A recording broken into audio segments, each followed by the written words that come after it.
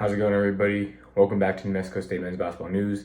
I'm Marshall. We have another special video for you guys today. It's been about a week since I've uploaded. There is a decent amount to talk about. We're just so busy with school, and with it still technically being the off season, not a whole lot going on. Practice has started. The team has their first exhibition game in 3 weeks. Super excited. Those 3 weeks will fly by. I just know it. Time flies by really fast nowadays. I've already been in school for almost 2 months, which is just insane to think about. Before we get into the video, obviously we're talking about the New Mexico State versus New Mexico Highlands history that they've had, the times they played against each other, biggest wins, biggest losses. Well, actually not losses because we've never lost to them. We'll get into that. I want to give a couple life updates. I got the digital editing position just today for this Crimson Wire. It's this new website for the school, first year. So it's going to look great on the resume, especially being the first year, and I'm going to be able to start all that, be the digital editor, as well as being a staff writer. Super stoked, super excited about that. Gonna talk more to my professor on Wednesday about it, and hopefully try to get that going. I'll definitely plug all that once it's official. It goes out next Monday on the 14th. I already have some stories coming out, about football. Speaking of football, shout out to Vanderbilt Aggies is what people like to call them because they pretty much took our whole team from last year's football team. That went 10-5. Right now they're 3-2, and they just knocked off number 1 Alabama. Alabama fell to number 7. A lot of people thought Vanderbilt should be ranked now because of it, but they only have a record of 3-2. They did lose to Georgia State, almost beat Missouri, but they got whooped by Texas A&M, which is a school that we play later on the year that we're probably gonna lose by a lot too. But it's just crazy, how great Vanderbilt's doing. Diego Pavia is playing amazing. I met him, talked to him a couple times. Such a great dude. He has 10 total TDs, 8 of them being passing, 2 of them being rushing. In the first couple games, he had 1 rushing touchdown each. Hasn't had one since then, but has done a great job. His completion percentage is really high. I want to say it's 60-something%, and he's 18th. Last time I checked a day earlier. That could have changed by the time you guys see this video, but he's for sure top 20 in QBR out of all of FBS, which is just insane. It's great to see a New Mexico legend guy who from New Mexico, played for New Mexico State. He's also a great wrestler. He's done a lot of great things. I believe he also played baseball. Didn't play basketball, unfortunately. That would be kind of cool too. His sister, though, actually got her scholarship to play at UNM. I saw him repost it pretty recently. I think she's going to be a freshman next year, or maybe it's this year. I'm not too sure. With Diego, the whole Pavia family, all doing great things. He's doing his thing up in Vanderbilt. His stock's on the rise for the NFL, so hopefully he can make it or play in some great league. Those are the quick updates I wanted to give. So let's talk more about New Mexico State versus New Mexico Highlands. They play each other on November 4th, a little less than a month away. 4 weeks exactly from today, 28 days. Like I said, 21 days until we play against Western New Mexico, which is the last video I made talking about, the experience with them, the rivalry. Well, I wouldn't say the rivalry, but, the games that they've had. New Mexico State leads that all time, 20-3. They've won 18 straight, haven't lost to them since 1988, I believe, in November. And the Aggies they've never lost to Highlands. I believe it's the Highlands Cowboys is their team name, I want to say. Highlands, they always play against top-notch teams. I don't know who they play this year, but I know they always play against Arizona sometimes.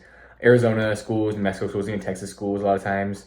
We'll see them play against those lower level, non-D1 opponents in New Mexico just because they're close by. And somebody commented on my last video, which I didn't even know. Apparently it's a New Mexico rule to where we have to play at least ENMU, WNMU, New Mexico Highlands, or we have to at least play one of those non-D1 opponents in the state. UNM and NMSU do, so that's how it works. That's why we always see both those teams playing against them, or both of them playing against them. And even UTEP, I think, has scheduled a couple games against them as well. The last time we played against New Mexico Highlands a couple years ago, the Aggies did end up beating them 101-52, I believe. And that would they scored over 100 points. We're the only team, one of the only teams to do it that night. The first time they actually ever played against each other back in 1982, the Aggies beat them 133-85. So that's 48 points, I believe, if I'm doing the math correct.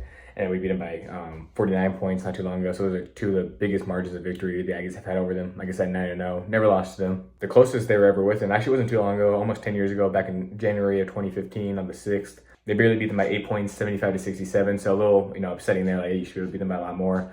I'm not sure who they have on their team this year, but more than likely, probably a lot of New Mexico high school basketball players that have made the league to play college basketball. So congrats to them. But it doesn't really matter who they have. I feel like, we're a Division I men's basketball team, hopefully improving from last year. So I would be very upset if we at least don't beat these guys by, 20 plus. But we've seen in college football, there's been a lot of upsets happening. Even sometimes a lot of FCS schools almost beating FBS schools. So anything can happen. But definitely expecting us to beat both Western New Mexico and New Mexico Highlands by a lot of points. Obviously the Western game is not going to count towards the record, but the New Mexico Highlands game will. We also play against Southwest and Northern New Mexico later in the year, so hopefully dominate against those teams, get a bounce back against Northern New Mexico because we somehow almost lost them last year, barely beat them by 5. Actually, I should probably fact check. I think that's probably the closest it's ever been with them, unless we've lost them in the past. But I don't think we have. We've been playing them ever since 1982, so for over 40 years now. Only played against them 9 times, but I'm sure we'll play them a lot more in the future. Again, really excited that we are playing against them our first game. There's no knock to them. I just really want to start the year off with a team that we should be able to win. That didn't make no sense. A team that we should be able to beat, a game that we should be able to win. But I say that all the time, like, oh, we should be able to win this game. We never do. Well, we do, but a lot of times it's like, oh, shoot, we didn't beat them. But with it being a Division II school, I'd be very shocked if they pulled up a big upset. Again, not sure how great they are. I know they're usually always 12 to 13 wins, not a horrible team at all. ENMU, Eastern New Mexico, they were actually really good last year. They made the tournament, had 22, 23 wins. We don't play against them. We actually haven't played against them in a while, I believe. So maybe that'll be the next team on our schedule next year sometime. Also, something I want to mention. So the games that we play against those non-D1 opponents, obviously not Western because it's an exhibition game, but all the other games, they count towards our record, but not their record. It just shows us that there's scrimmage for them, which kind of makes sense. It's kind of unfair for them to count that towards the record, but for us it does count. So it's kind of weird in the same way. It's like that Northern game. If Northern did end up pulling an upset of all time and beat us, it wouldn't even have counted towards the record. But us, it would have hurt us. So luckily we got that win. I remember that's the game I shot the half-court shot, and I was just really frustrated. No excuses, but maybe I missed it because of how frustrated I was at the game. Like, we were down by 7 points at the start of the second half. We're only down by 1 at halftime. Timmy had some huge dunk on some dude. And so I was hoping going into the second half, like, okay, let's feed off that energy, but we just weren't. I think, Northern went on an 8-2 run to start the half, and I was like, holy moly. And I was over here trying to talk to the guy, get ready for the shot, and I just kept looking over and kept seeing Northern scoring on us, and I was like, what the heck? One, they weren't even that good of a team. They're a really bad NAIA school, 4-13. We weren't the greatest at the time either. Definitely improved a lot later on, but there was no excuse for us to be losing. It would have been different if we played against like the best NAIA team in the nation. But we were playing against a very, very bad NAIA school in New Mexico that actually lost to Southwest by almost 20, that we beat Southwest by 35. So pretty crazy. And like I said, Southwest was our most dominant win last year. I said it in a couple videos, even made a video on it recently, a highlight video. So go check those all out if you haven't already. Super stoked to get it all going. It's going to come by the time you guys know. I already know I'm going to be making those videos. I'm going to be talking about it. Hey, time flies. Less than a month away for both those games, Western and New Mexico Highlands. First road game against Utah Tech. We haven't been a great road team the past couple years. Before then, they've always been pretty solid on the road and at home. But if we can win that first road game against Utah Tech, I don't think they're that great of a team. But we still struggle on the road all the time. So if we can win that first road game, that will give me a bunch of confidence. And then Texas A&M Corpus Christi is the third game that we play, and we play them at home. They're always a really top team in their conference, the Southland Conference, I believe. They made the tournament a couple years ago, like at the 16th seed. I wouldn't say they're consistently in the tournament, not that I know of. Maybe they are. I can't remember on the top of my head, but I know they've been in the tournament a decent amount. And again, I used to live in Corpus Christi, so it's a school that I could have possibly went to if I had still lived there. It would have been easier to go there, obviously, but obviously moved away. Coach Hooten scheduling a decent amount of Texas schools. Also recruiting a lot of guys from Texas. He pretty much lived there his whole life, and New Mexico is kind of similar in a way, Las Cruces at least. And that's what he said when I asked him, when I interviewed him last year. Yes, I did. For those that don't know that, I mentioned that in a couple videos. Only thing that sucks about that, though, I have this new phone, and it didn't save all the videos, and of course, that's one of the ones that got deleted. All my favorite videos and pictures were, of course, the ones that got deleted. But the ones I don't give a crap about stayed, and I'm just like, bruh. A dude that recently committed to NMSU, Augustine Equi, I think is how you say his name. I actually made a video on him. I want to say I made a video on him. I made a bunch of posts about him.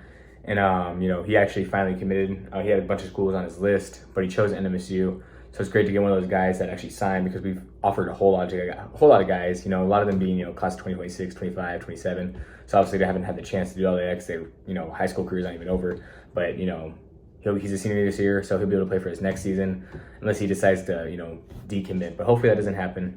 Hopefully, I think he's loving Cruces, or he's gonna love Cruces.